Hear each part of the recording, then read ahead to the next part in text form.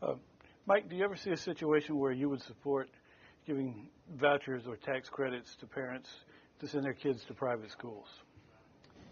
No, and the reason being is our state constitution provides that our General Assembly will provide public education free to the children of this state.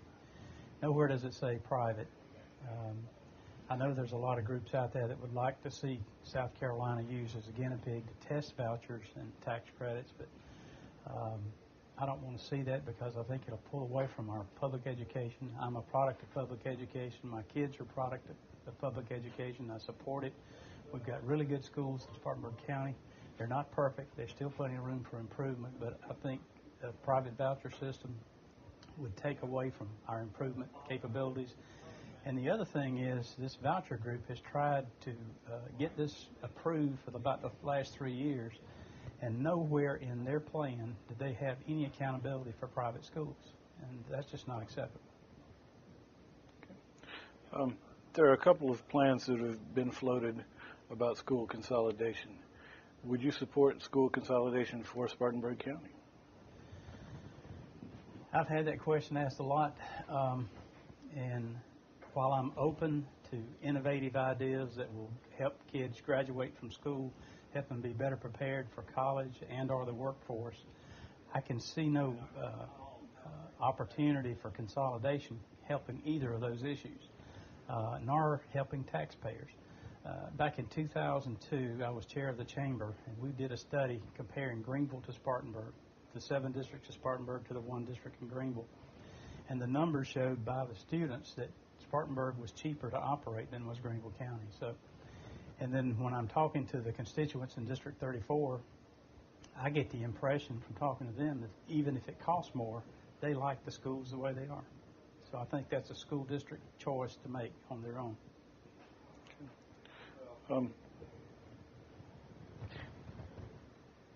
There's been a lot of talk about the need to control spending in Columbia.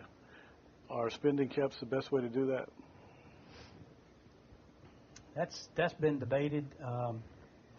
I would propose that we look at other states who've been successful at doing spending caps. You have to be careful because there might be a down year when you need money, and if you tie yourself too tight, you can't fund things that really need to be funded. I guess the thing that puzzles me most about our state is we don't have a strategic plan that I can ascertain to determine what to prioritize in our state. I think if we had roll call voting on some of the earmarked monies, that we'd be more likely not to have special projects in these districts.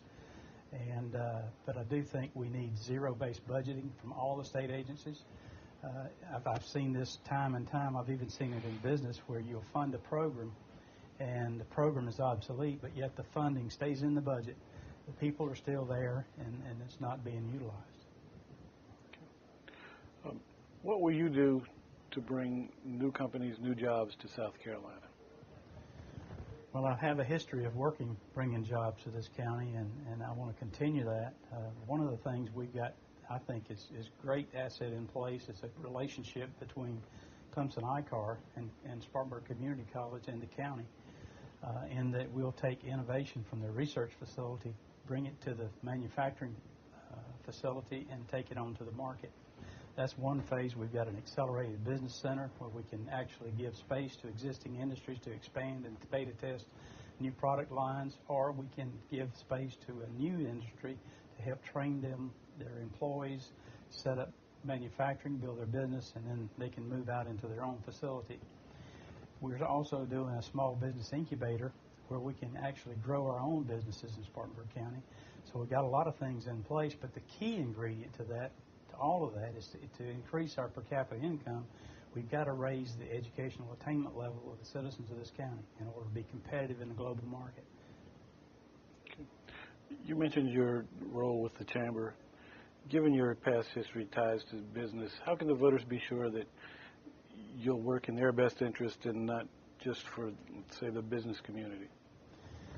Good question. I have spent several years in the military. My job in the military was Command Sergeant Major. I represented all the enlisted soldiers in in that brigade headquarters is about 2,000 men. I've had experience representing people. I've served this community since I've been here, since '94. I've served my community prior to here. I've always had the best interest of the people, not just one entity. I mean, I'll listen to all people. I'll listen to business. I'll listen to everything. But the bottom line vote, when it comes down to the vote, it'll be in the best interest of the district.